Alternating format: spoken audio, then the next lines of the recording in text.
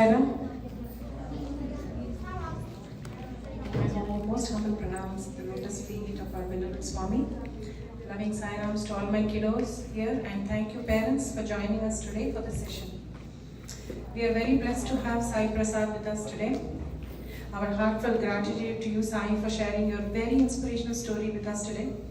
Some of you already have met Sai Anna, but some of our new students and their families may not know him. So let me start with a short intro of Sai Prasad.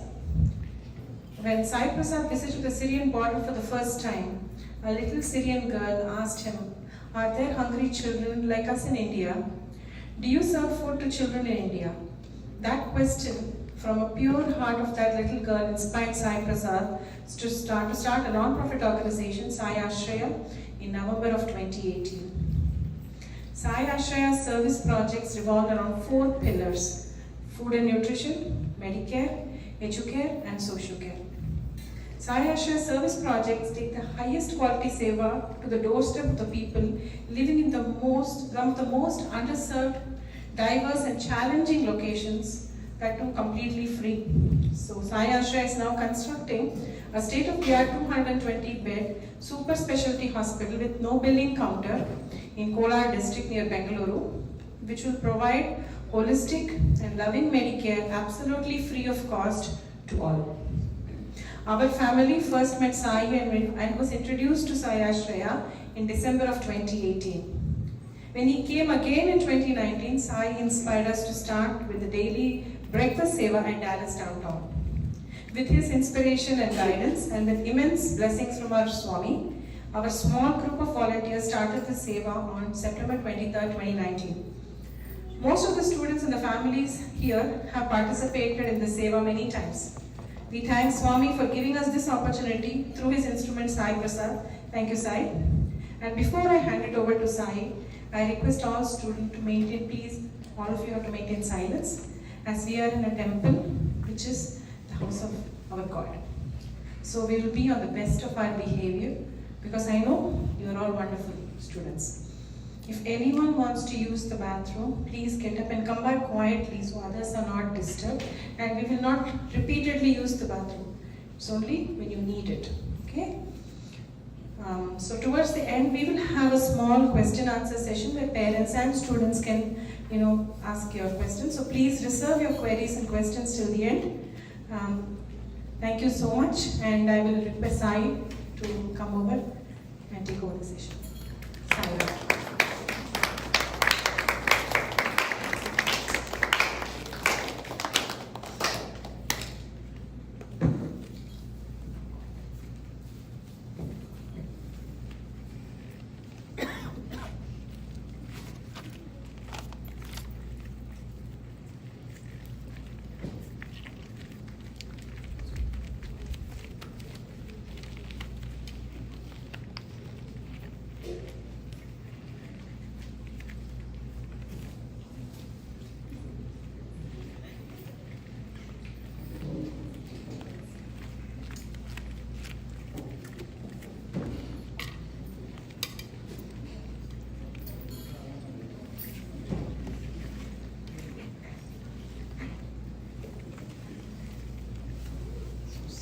To all of you.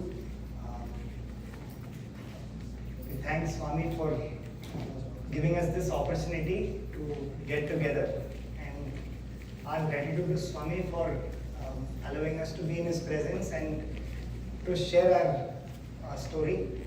And what I will do is, like Shagri was saying, we're building a hospital, but everything didn't start with the hospital. There is a background that led us to thinking of the hospital, that led us to conceptualizing this hospital as it stands today. So what I'll do is just take 25-30 minutes of your time and walk you through the background of our organization. So I was blessed to be brought up in a very seva-minded family. My father works as a senior scientist with the Indian Space Research Organization. And my mother works, she handles all the food and nutrition activities of our organization for many, many years now. And right from our childhood, even though we were not an organization or anything, my mother would cook food along with my grandparents for 500 people in our small kitchen at home. So 3-4 families would give provisions and we would make the same khana 3-4 times over. And then on the way back from school, my mother would take us to these very low-lying areas where there would be leprosy patients, slum dwellers and their children, and we would go serve them food. But she made a simple condition that I will grow up with these children that they were serving, as it would be better and it would make me learn things faster. And as I grew up, I ended up receiving so much from these children because they were my same age, but they were going through so much in their life. I was going to a comfortable school called Kendra Vidyalaya, and I think it was one of the best educational institutions to go to. And these kids, they would go to a government school sometimes they would drop out, they would try picking up things on their own, but they were way smarter than me. And despite all the hardships they would go through, a smile was never missing from their face. I was the only one frowning. So I kept learning life lessons along the way, but I never knew why all this is being given to me until the second year of my undergraduation when I had a cardiac issue. That was the first time I was ever falling sick. So I was operated, I recuperated well. And when I got back to college, I was thinking all is going to be hunky-dory after this. And then a series of setbacks to my health left me bedridden. Okay, so I could not walk, talk.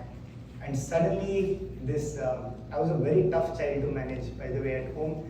I was probably the naughtiest kid my family has seen. It's not like how I am today, very calm and composed. At least that's what I think. But from there, I could not talk, walk, everything was restricted. And the only activity I was doing was reading the newspaper every day to improve the coordination between my hands, like a mechanical exercise. But suddenly it dawned on me that no, this cannot be a wasteful activity, I've got to do something. So I started circling out the most common threads that were there back then. And the Syrian civil war was at its heights at that time, it was at its peak. So I started reading more about it, and one afternoon I bumped across this article about Syrian children. And that moved me to tears. So my friend walked up to me and saw me crying and said, hey, I understand that you're deeply impacted, but you're not going to help anybody by lying down here and crying. Might as well promise yourself that when you get well, you'll go meet these children and do something for them. So I was like, from this situation, I don't know what's going to happen. But somehow later on, that started resonating so well with me and that became my only motivation. So every day I would wake up thinking that, no, yeah, one day I'm going to go there. So 8-9 months later, God's grace, I ended up recovering. It's a long story, but I ended up keeping my promise and had the opportunity to go to the Syrian border. So I get there and work with hundreds of children. And on the last day of that first trip that changed my life, a 5-year-old girl child ran up to me, looked straight at me and asked me a question in broken Arabic and English. So she said, are there children like us in India too? Do you also give food to children like us in India? And there, every 5-6-year-old child will talk like a 15-16-year-old, very mature for their age, because imagine right from your childhood, you go through so much difficulty. You lose your parents, you lose your aunts, uncles, your brothers. You become very mature very fast and you have deep thoughts. And then every kid is like that. And when this child asked me a question, I had no answer to give because I didn't think that we were doing anything significant back at home. So I flew back home to India with a very heavy heart. I came back and said we should make Seva a part of our everyday life, as opposed to say just working over the weekends whenever it's convenient to us. No? So I came back and we went to this slum, not too far from our home, where there were 50 school-going children. And every day they would go to school hungry. No exception.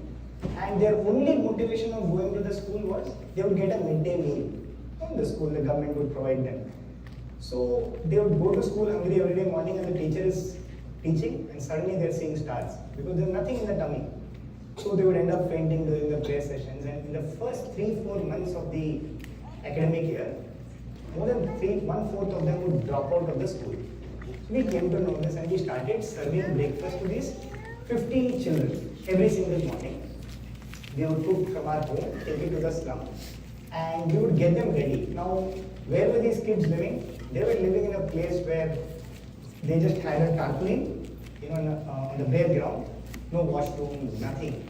And they would end up going to school shabbily and such. And there was not even mop water, nothing. So they would go to a bakery nearby, get a bucket of water, have bath in the slum and go away to school. We started giving them breakfast, grooming them well to school with the limited resources in our hand. And when they would come back in the evenings, we started tutoring them in three things: English, math and Kannada, which is the local language. And we did this for a month and a half. And just as that thought comes that, Acha, now we are doing something every day, like a tap on the head, the principal of that school walked up one morning and she says, these 50 children are suddenly outstanding. They're coming to school every day, they're attending classes, none of them have dropped out, they're studying properly, playing games. What are you doing to them, and why are you partial in just serving 50 children of a school? Because all 130 children in my school come from a similar background. Why don't you take up the school instead?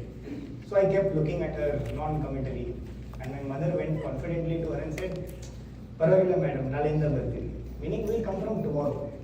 So I looked at my mother and said, Amma, you just committed, you didn't bother to turn around and ask if they're ready, not ready.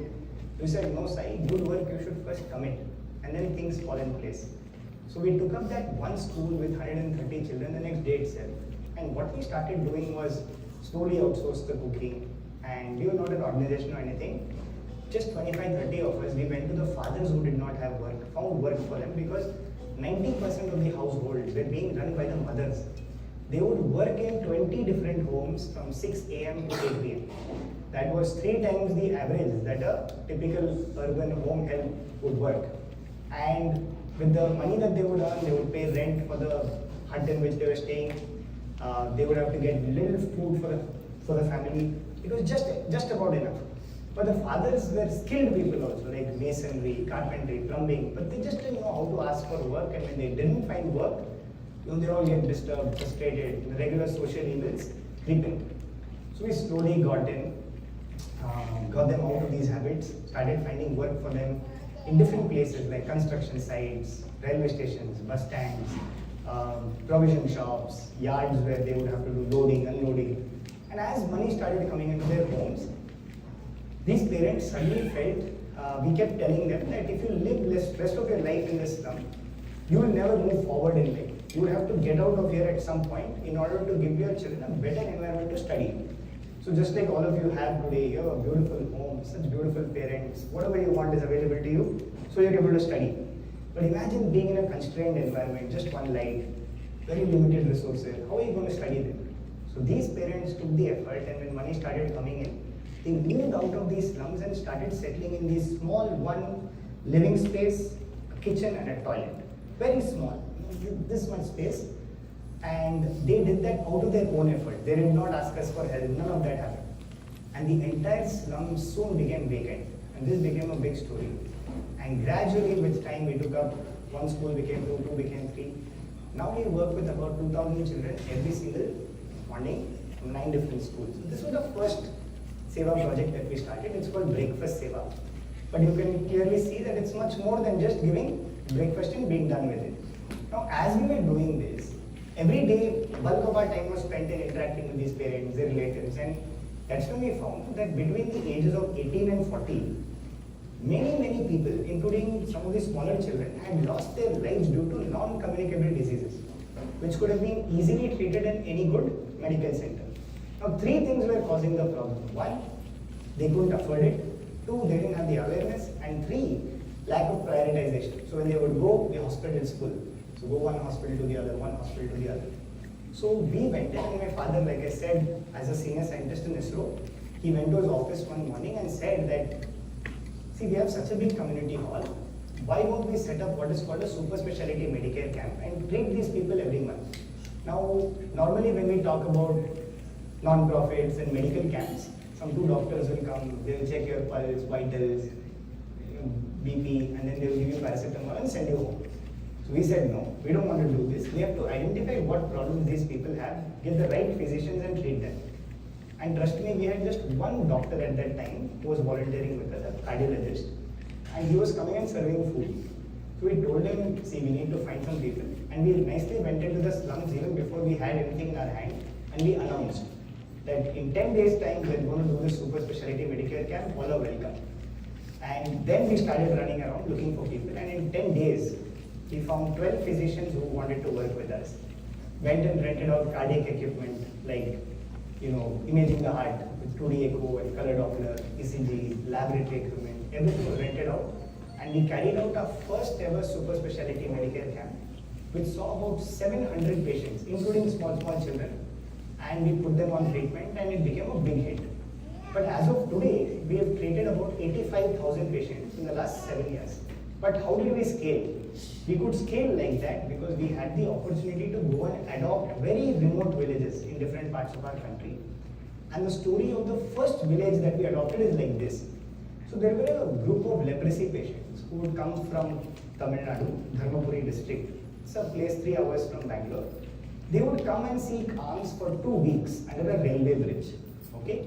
And at the end of 2 weeks, they would collect all the alms that they put together and go and give it to hostels in Salem, Erode, Coimbatore, which are say 2 hours, 3 hours away, where they would admit their children and say, please don't send our children back because we don't want them to go through what we are going through. Now what had happened to these parents was because they were leprosy patients, they had lost everything, pus moves out, and these kids were growing up in the same village. The village over a period of time got outcast by the society. As in nobody would come to the village, it was seen as a dirty place, nobody will even enter. And the parents naturally felt that these kids can't grow up like this. So they went and got them admitted here. And we were working with them every weekend, doing leprosy dressing, taking them to a public washroom, giving them a bath, giving them lunch, coming back home. That's when it struck us that we were again doing a patchwork kind of a job where temporary help. So my father went with a few volunteers and he fell at the feet of this party who was there and told her that, Amma, I see you as my own mother. How can I give you food today and tell you I'll come and take care of you next week? Aren't you my own mother? So you should tell us how can we be of some concrete help to you. So this granny looked at my father and said, okay, I'll come next week with all these people and talk to you. So the following weekend happened to be Christmas. So we went and gave them all new clothes and we brought them home in our cars. They've never traveled in a car in their life. So we brought them home and see they don't have fingers and toes. So the disease eats up everything. Basically their hand will look something like this. Till here it's all eaten up. So they can't eat on their own, so we have to feed them. So we're feeding them breakfast and one auntie started crying. So she asked a question then and answered it herself. So she said, do you know why we are all so happy today? Do you know why we are crying like this?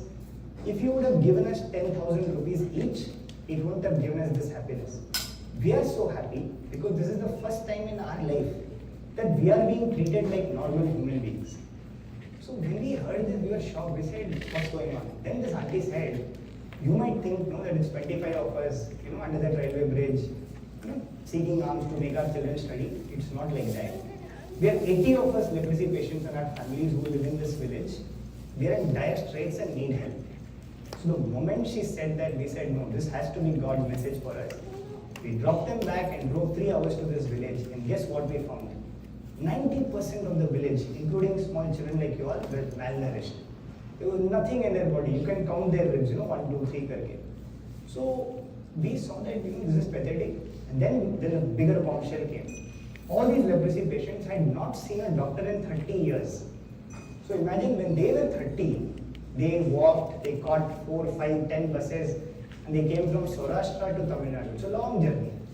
They came over and settled in this village, which had become a leprosy colony. And over the years, their health deteriorated, but somehow they managed. And with no background about adopting a village, nothing, as usual, you commit and then things fall in place. We went and nicely told them, see, we want to adopt this village and be of some concrete help to you. They said, okay, but we didn't know what we were getting into. The first thing that we did was address their hunger. So we distributed provisions to all the 80 families that were living there every single month. And we started replicating what we were doing in Bangalore. As in, we took the same set of doctors to the village and got them to do the same super specialty Medicare camp. And long story short, we identified these people to be hypertensive, diabetic, having cardiac ailments. And many of them had died in the past 5 to 6 years. And they were happily thinking that leprosy has killed them. But the fact was that they had so many underlying ailments. So we put them all on medications. And they started eating 3 times a day after 30 years. So imagine their children, for the first 10 years of their life, they had only 1 meal a day. That's how they were growing up. So once they started eating, they all put on weight, they looked much better. But then something was missing from their face. You all look happy, there's some energy now when we meet. But in their face, it used to be always lifeless. That's when we found that the stigma associated with the disease was killing them far more than the disease itself. What does that mean? That every time somebody wants to talk to them, they'll say, "Nahi, we don't want to talk to you, we want to stay away from you." And imagine nobody comes to meet you ever in your life. How do you feel? It makes you feel lonely, it makes you feel bad. So these people were living like in a jungle-like place. They just cleared up the place, made it their own, put up huts, and they had no contact with the outside society. That is when we tried going and giving gyan, free advice. So we went and told the society that, see, all of you should see these people as your own, take care of them, this is not a contagious disease, nothing worked. That is when we realized that the best people to advocate for these people are themselves. So we went and gave each one of these children and elders 5 new pairs of clothes every month, because they can't wash them like you and me. We told them if they get soiled, discard them. You go well dressed, well groomed, and go and find work to do. We'll aid you in doing that. Now, one beautiful story that I remember is this mother put her hand beneath her sari and went to a provision shop. Okay? And she said, "I need a job." And this man said, "Okay, let's sit and talk." So he had a conversation, and after the informal interview was over, this auntie pulled out her hand from her sari, no fingers, nothing. She said, "I'm a leprosy patient, will you still give me work?" This man was so moved, he said, "I will give you work." Started from him, and then so many people started finding workers, watchmen, small candle making, some small farming, little things like this. And the remaining children who were there in the villages also started going to other hostels and studying. Now gradually we saw vegetable sellers, fruit sellers, bank people come to the village, and slowly we started celebrating festivals in the village, cleaning up that place. And all of a sudden this place looked like a very serene, beautiful location from what it used to be. And now after 7 years, this place has become self-sufficient. It's part of mainstream society, and not just that, it has also become a center of development for 15-20 villages around. So this is the story of the first village that we took up. Now after this, that feeling creeps in that, okay, now we are doing enough, we should not do more. Too much already, we are stretched. And that is when God puts a test in front of you to see how you react. So 2 of our volunteers went off on a forced vacation with their friends. Their friends told them, "You have to come." So they all went. Where did they go? They went to the 7 Sisters. So in India, the northeast portion of the states are called the 7 Sisters. So in Arunachal Pradesh, the state, they went to this particular district where something caught their attention, and they spoke to these parents, and they find that every second household, the same story was repeating itself. So the mother would say, "Amma, mera bachcha sone gaya, nahi utha, hum kya kare?" As in, my child went to sleep and didn't wake up. So they had this conversation, seeing pictures of these small children on the walls of their home. The flower around. So they were shocked that these children had died due to unspecified cardiac ailments. And all their deaths were just labeled congestive heart failure, cardiorespiratory failure, case closed. So they got back to Bangalore and they gave us this piece of information. And by that time, some confidence has come. So we were a registered organization. We had a team of about 100 people. And we called the administration and we said, "See, we want to come here to your villages and carry out Seva if we want to do these super specialty Medicare camps." So this officer immediately said, "If you want to come over tomorrow also, you come, we are ready. But come carefully." We didn't know what we were up against. And from Bangalore, we traveled by train 50 hours with 300 kilos of medicines and medical equipment, and to a place called Guwahati in Assam. And from there, we have to drive 22 hours to cover a distance of 500 kilometers. So when you drive 22 hours to cover 500 kilometers, how slowly you will move, right? To this place situated at an altitude of 14,000 feet above sea level. And the weather in the winters is minus 20 degrees. So having come from the south, we had not seen terrain like this. We are blessed abundantly by the sun. We don't even get below 20 degrees, right? All of a sudden, we are in this cold place. And as we are reaching there, we are feeling half dead. So we get down from our vehicles, and there are 60 elders on the road waiting in minus 10 degrees with tea and a kerosene lamp in their hands to welcome us. So that itself was a very moving scene, because we are so used to people telling us in Bangalore, "Come madam, start the camp fast." That's how they talk to you. And imagine you're getting the opposite. So we felt very moved. So we went to the administration, had a discussion with them. They said, "Look, this place is yours. Do whatever you want. You have our support." When we started doing these super specialty medical camps here is when we realized that people in these villages didn't know who a doctor was. They had not seen a doctor in their lifetime, some of the elderly people. So it was very difficult for us to break the ice with them. And when we eventually did that and started treating these small children, we found that these children were born with heart disease, as in they had congenital heart disease. And imagine having a hole in the heart. Okay, you're born with the hole, and if the hole becomes too big and if it's not fixed, you might end up losing your leg. Okay. Now, none of these people knew that this was there because no doctor ever went to them and listened to their heart sounds or did an echo ever on them. So we started treating them, and the elders also had severe hypertension, cardiac ailments, which was not just due to the high altitude but due to multiple other reasons. So as we started treating them, we would take these tiny tots home with one of their family members or two of their family members, get them operated.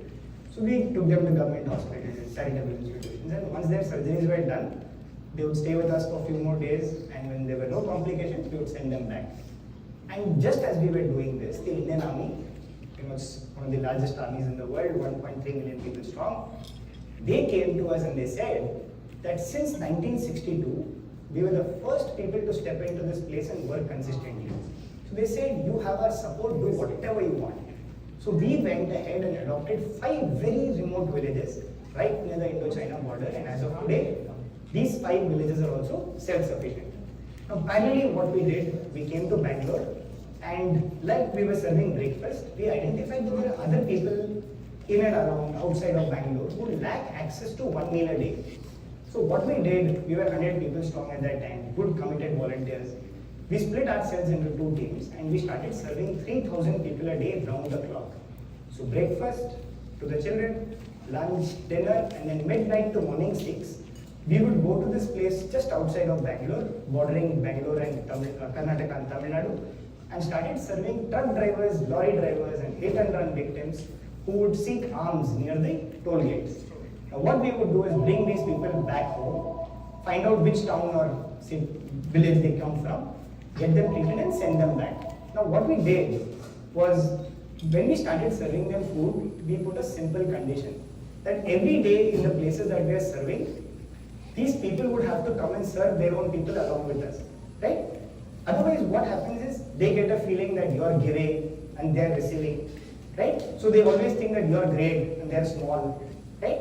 But when they come and stand with you and serve their own people, that gap reduces. That is when they open up to you. Second condition was, now that their food was looked after, their health was taken care of, we said now you have to find work or go back to studies. So small children, 10, 11, 12 years old, had already started working in these little restaurants. They would put them in the back so nobody catches them, and they would be made to wash vessels, clean up little, do odd jobs. Some other kids that joined garages, places like that. What we did was, we gave them whatever they needed. We went and spoke to their parents, gave them bags, paid off their school fees, got them stationery, whatever was required, and put them back in the schools. And we put youth back in colleges. But again, the men folk were large in number and they were largely unemployed also. So we had to get them work somehow. And so we took them again to the same railway stations, bus stand, construction sites, and we told them that, see, these people are nice people, we can vouch for them. Please give them work. So once they started finding work, parallelly we started cleaning up the areas around which we used to work. So even though it was a slum, imagine 100 people getting together every day and cleaning up the place. So what was a slum and what used to smell and garbage used to be there everywhere became a very neat locality. And as this happened, these people slowly started coming and telling us that from tomorrow, please don't come and give us food because we feel guilty. Because today we are able to manage on our own. We've identified other places where people are actually in need. And we would love it if their life transformed like ours did. And they were willing to come and volunteer with us. So we expanded, and today we have served 63 lakh meals over the last 7 years. So that's 6.3 million. So coming to the hospital, which is the last part, we had a list of thousands of surgeries to be performed. This included children, their parents, somebody has to get operated every day. So what we did, we all split ourselves into 5-6 groups. Every day we would go to a new hospital and say, can you get this kid operated? And the moment they would say yes, they would subsidize it or do it free. We would airlift them, bring them, get them operated, make them stay with us, send them back. After a point of time, these hospitals realized that we were getting too many people. So they said, you guys, we don't want to be involved with you. Get out from here. We can't do this free. They said, we are here to run a business. We are not here to do Seva like all of you. So that shocked me and it broke my heart. I thought everybody are, here to do something, change the world names. So that is when we went to our mentors, our advisors, elderly people. They're all either ex-military or they're IAS, IPS, IRS officers, public servants who have served the country 35, 40 years. So when we went to them, they all said, let's go and ask the government for land. So my wife, Sarika and I, imagine 5 years before. As it is, we look so young. Imagine 5 years before, I would have probably looked like him. And I went to the government and said, we need so much land to build a hospital. So the officer looked at me and he said, are you joking? You have tea, biscuit and vanish. So then we were getting frustrated, but we didn't give up. So then 2-3 elderly IAS officers spotted us, senior people. They called us and they said, what do you want? So we went and made this presentation. For 1 hour, we sat them down and brainwashed them. And finally they said, let's go and make a proposal. So after 2 years and hundreds of presentations, the government granted us 5 acres of land at a subsidy, where today the construction of this beautiful 220-bed world-class hospital without a billing counter, specializing in pediatric and adult cardiac care and mother and child care, is now 80% complete. And in 5-6 months, we will be inaugurating the same. So this is our story. So I'm not sure if I bored you, but thank you for listening. And if you have any questions, I'm happy to answer. Go ahead.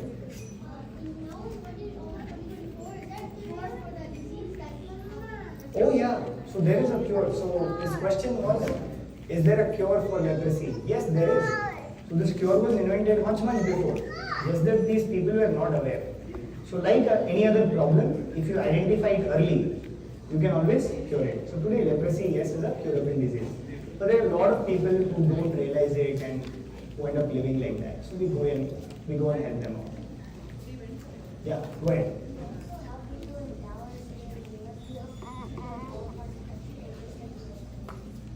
We do work in the US also, so let me tell you something about it. So when we first, What's his question? so okay, so he said, do you also do any work in the US, in Dallas?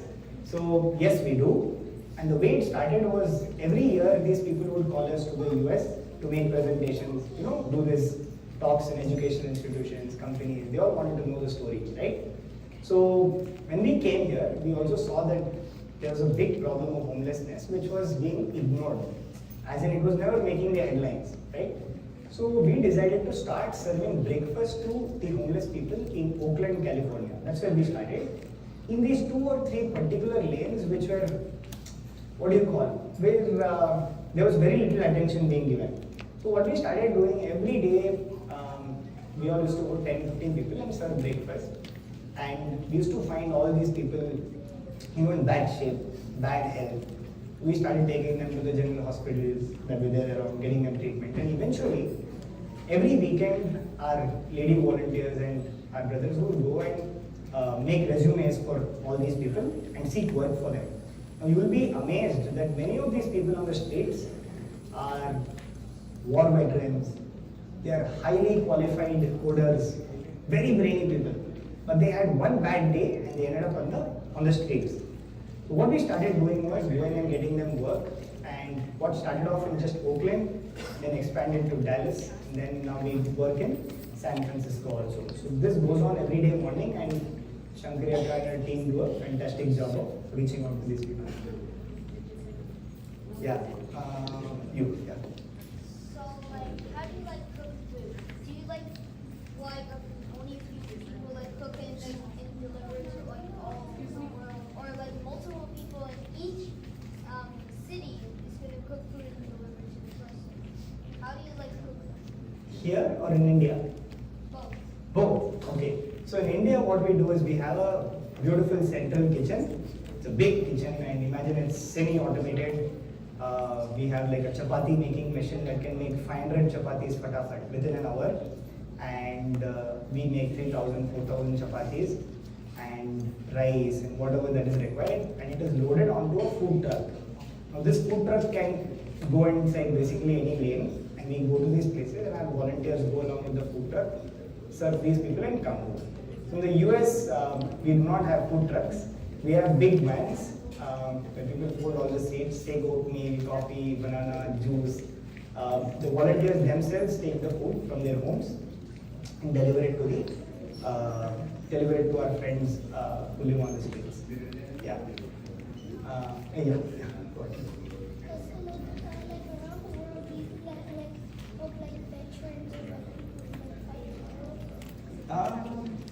Not really. So you're asking if we help veterans fight war. We don't have a particular program or anything for them, but yes, we have helped quite a few of them get out of the situations that they were.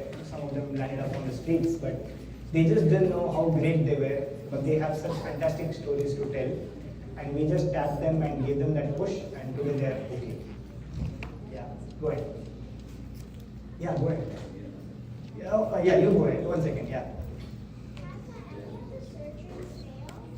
Oh, have any of the surgeries failed? The surgeries as such, as of now, we are not doing them. Other hospitals are doing them, but the ones that we were part of, no.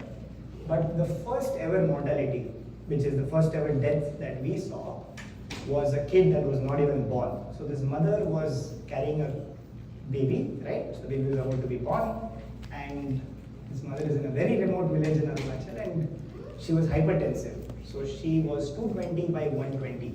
You know how much the normal BP should be? 120 by 80. But she was 220 by 120. So we saw and we did a fetal Doppler, check the baby's health. It was so. And the mother's health was also bad. So we started treating the mother. But there came a day when she developed complications and the child was lost in the womb. So that was the first and only death that we saw. And it was on that day that we prayed to God and took a resolution that another death of that kind should never happen. And we worked like we were possessed people after that. And thankfully, we've not lost another child after that. Yeah, go ahead.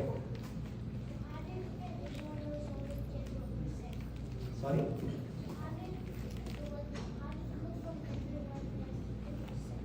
How do you cook for so many sick children and all in India? He's asking.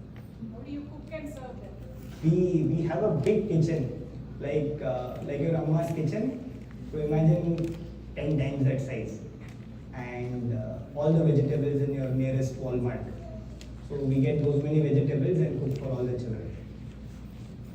Does that answer your question? You can't imagine how can you give so many food like our system because Yeah, go ahead. Yeah. Do you have a goal when you started this? Like a goal? Goal. Our goal is simple, that we have to do our little bit. So whether it's building hospitals, serving food, we can't, sorry? Like, do you have a goal like this to serve like this many people? No, we don't put goals based on just quantity and numbers because that won't suffice. Because whatever we do, it is going to be less. There's no end to improvement. But the goal is to keep working towards the vision that we have, which is towards seeing a better world, healthier people, all children that go to study, happier homes. Those are our small goals that we try to achieve. Go ahead. How do you serve like kids in the cafeteria in school? So they have snacks in the corner, and they have snacks when kids buy food, and then they take snacks to the table. Like that's what happens. Okay, so in your school there are beautiful cafeterias. In the schools where we work, there are okay. In our classrooms, in the schools that we work, there are no cafeterias, unfortunately. But what we do is we take cooked food, sometimes ice creams and other snack items, and we make sure that whatever the kids can take home, they will take it in their bags, and the remaining stuff they eat in the school itself. But the school as such does not have a cafeteria, so they just sit in their classrooms, their benches become their dining tables also. They finish up food and clean up their place.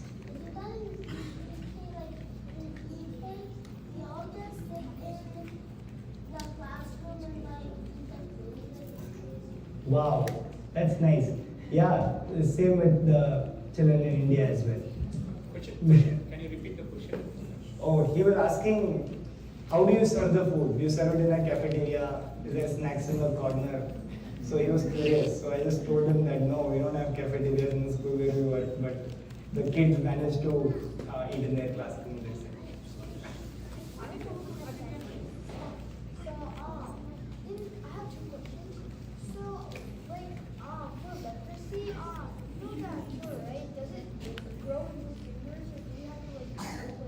No, so he's asking when leprosy, when you say there's a cure, they lose fingers, do they grow back, or do you have to amputate and do prosthetics and stuff? Yes. If you generally for fingers we don't do anything, but when a foot is, when the entire leg is amputated, which is to prevent further deterioration in a person's death, we put a prosthetic. We arrange for a prosthetic leg, and they need special kind of shoes where even if they don't have toes, and if they have say just 3 or 4 toes, they can still manage to walk. So each shoe is specifically made for them. Yeah. So those are things that we do. Yeah. Go ahead. Yeah.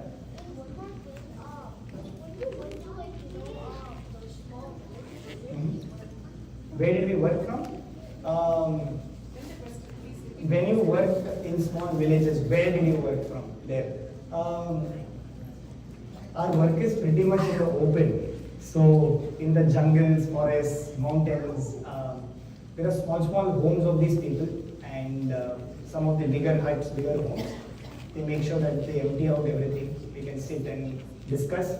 But most of our work is on the ground, going and actually helping people. And wherever we have to do camps and such, the army or the district administration has primary health centers, community health centers. So we utilize their buildings and do our work. Yeah. So how do you keep every child, every brother, every Entertain. Wow. How do you keep every child, every volunteer, everybody happy? You guys are very brilliant. See, when we do this kind of work, come on. This is such a lovely question. Firstly, all of you should clap.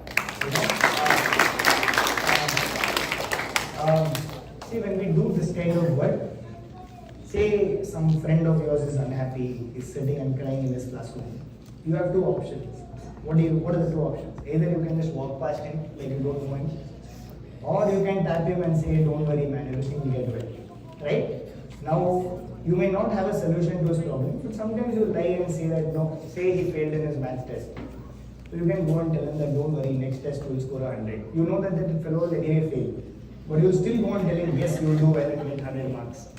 You might have just saved him from going and being sad that day and skipping his dinner. So that is also Seva. So when you do this kind of work, what does it give you? Real happiness. It's not like playing a video game and say you play, oh my, in our times it was Mario and all that.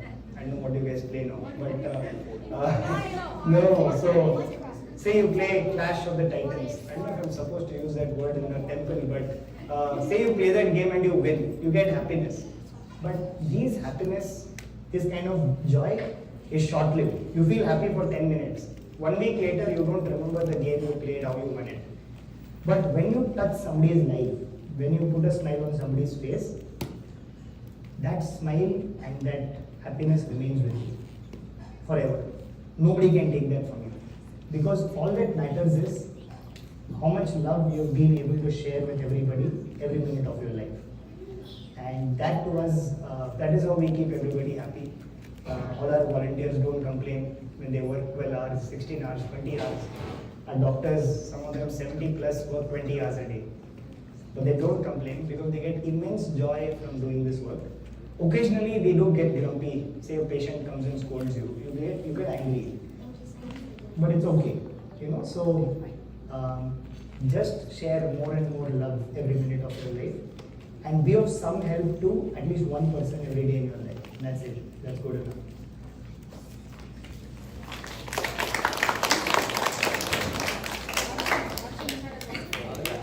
So does the government fund the money? Is it your money or is it like donation money? Like Big guys ask big questions. Look, the government doesn't fund us, but they ensure that they do whatever they can for us. In terms of, see, the land was allotted by the government at a subsidy. The environment clearance, the paperwork. We have 49 licenses to obtain. It takes time. But everywhere, because we are building a totally free hospital, the government also makes sure that they do their bit by helping us out. But how does the rest of the funding happen? It happens from normal people like you, me, our families. In India, the companies have what is called a CSR, which is called Corporate Social Responsibility, right?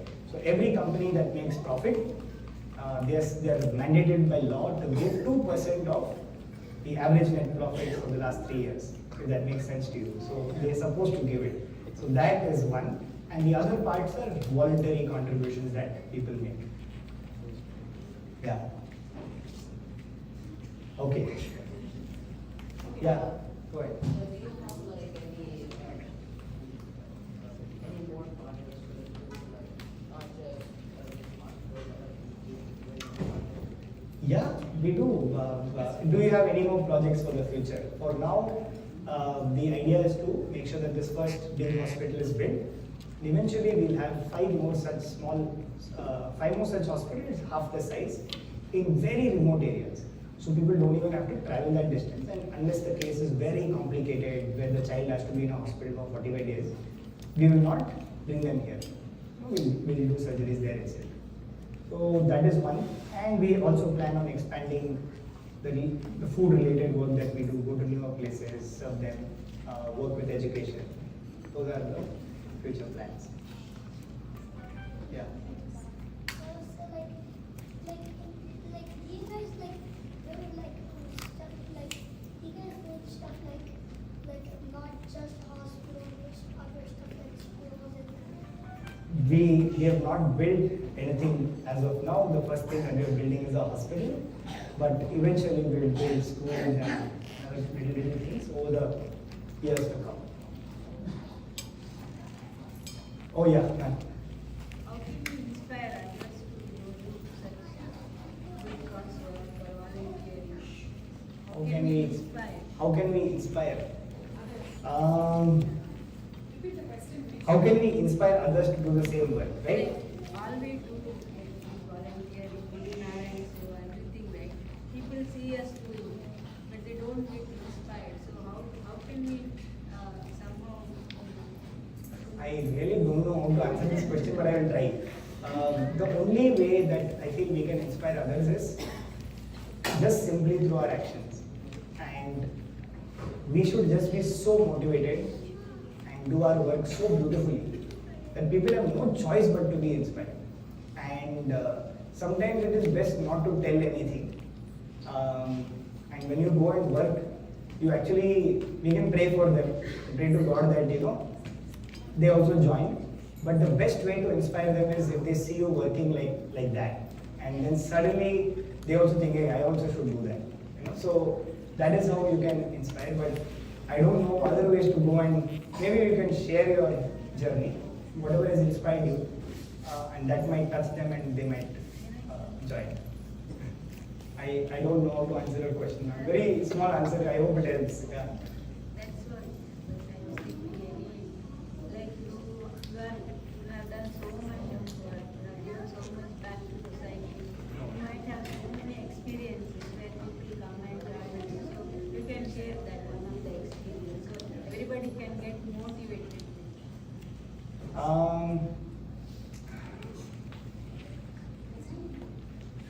You can share, you want me to share one experience? Yeah. That people came and joined you. Okay. One experience if I have to pick.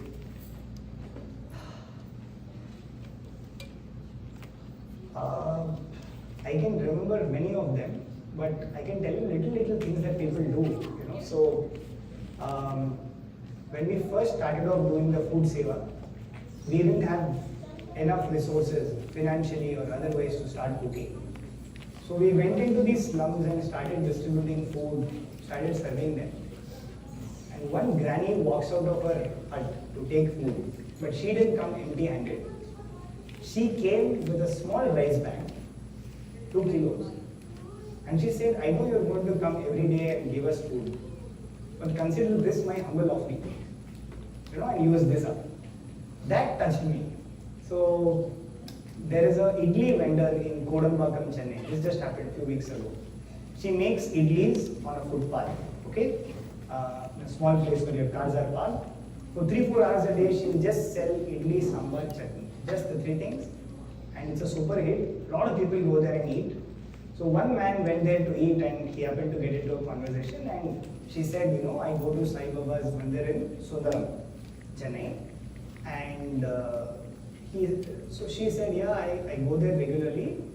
And then in the process, this man said, do you know that there is a free hospital coming not too far from Chennai, 4 hours, 5 hours away, in a place called Kolar. He said, so show me. So he showed her a picture, and in that picture she saw the hospital, and she saw my father, who works as the honorary head of the project, working there.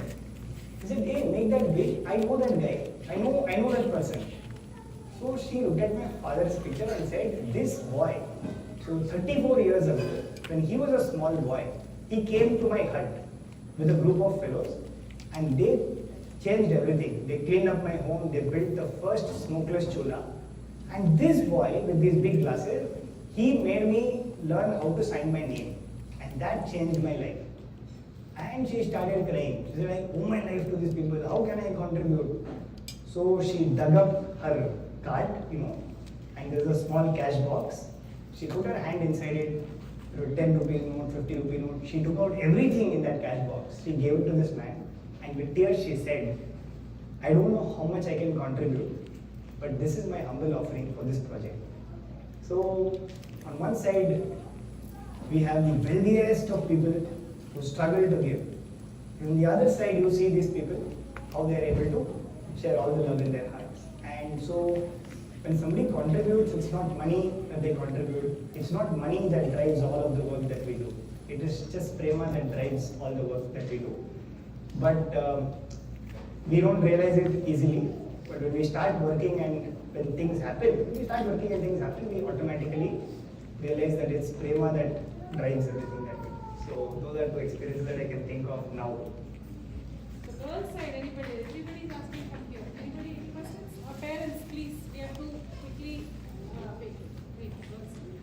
Grant has a question. Okay, Grant, go ahead and ask.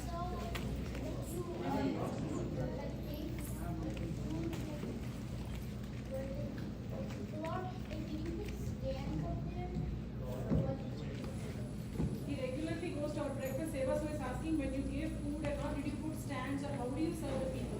No. He comes to Seva very often, so that's why he's asking. Okay, so where we go and serve food, there is not much space. Usually 600 to 700 people are waiting in 4 or 5 different lines. So we get small stools and keep it just outside our food truck. And a lot of the food remains in the truck, and what can be placed on the stool is placed there. And 4 or 5 people together, they serve from small vessels and they keep refilling from the truck. That's how we manage to serve. Answers your question? Okay. Yes, How many hours do I have to work a day? I don't work much.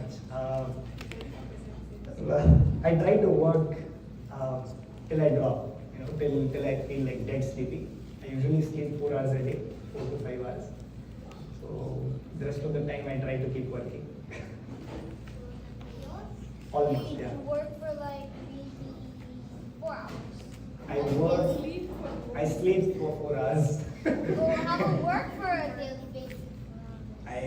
I try to put in at least 15 to 20 hours of work every day on whatever we do, because it takes up that much time.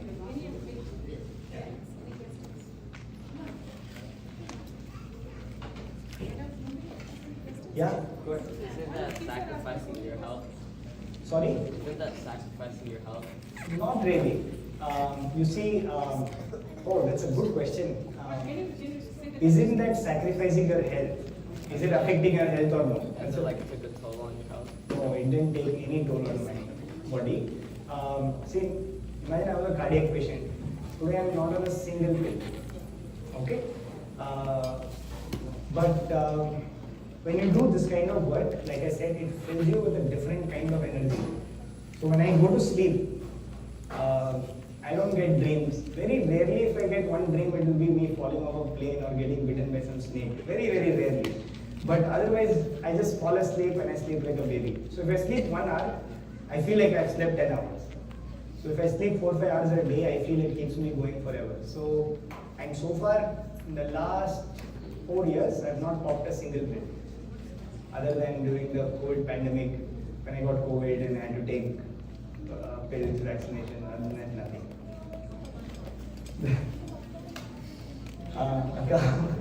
There are a lot of kids, so it's Okay, he has not asked any questions. all right. Okay. Where do you get? 20 hours doing Seva, so how do you get through this? There must be. He's asking a very pointed question. Yeah. If you're doing 20 hours of work, when do you find time to get your money?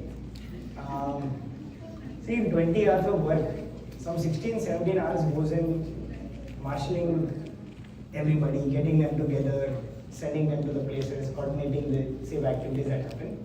And some 3-4 hours will go like sharing your journey with companies, meeting them, and they all contribute. So when you go and meet them, they all contribute and in their own ways. We meet people also, they all contribute in their own ways to keep the organization running. So that's about 4 or 5 hours of time. But the bulk of our time is real work. Yeah.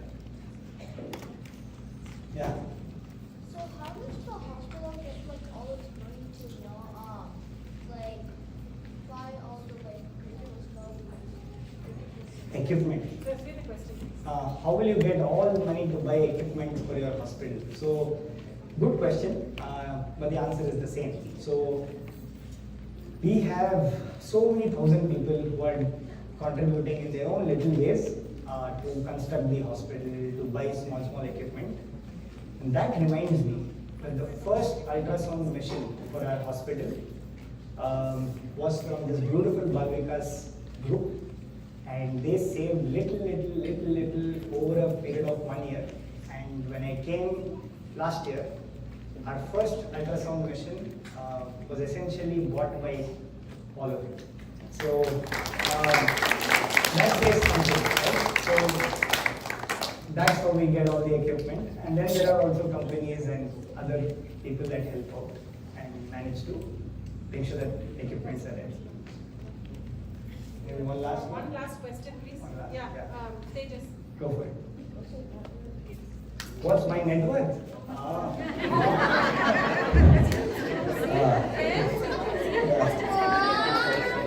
Okay, so here it is, right? Net worth. That's it. My net worth is, I don't even know, man. I don't know if I can say things to you like that, but it's basically close to nothing, but it's close to everything. The lesser you have, the better. You know, so the more freer you are. But my real net worth is, I would say, all the love that people shower upon all of us, and then how much ever we are able to give out. So that to me means everything. So that essentially is my net worth.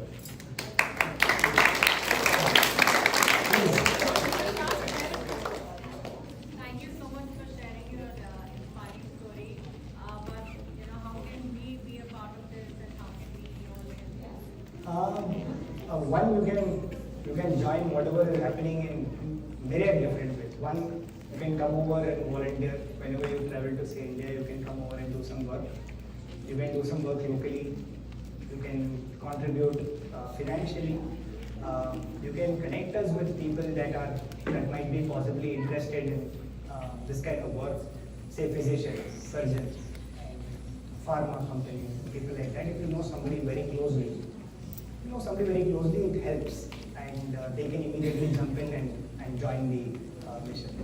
So those are some of the ways, and if you have more thoughts, you can definitely reach out to one of us, and we'll be happy to share details. Thank you so much, Sai. I think we'll wrap it up. Thank you, parents. Thank you to the temple people who have given us this opportunity to have this talk here. We are very grateful to have Sai here. So inspiring.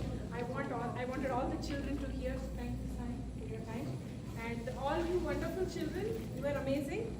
Okay, so we will end it here, but we'll have a small puja going on, right? So we will stay here. Okay, and then we will in an order. So we will sit right now where we are. Fine.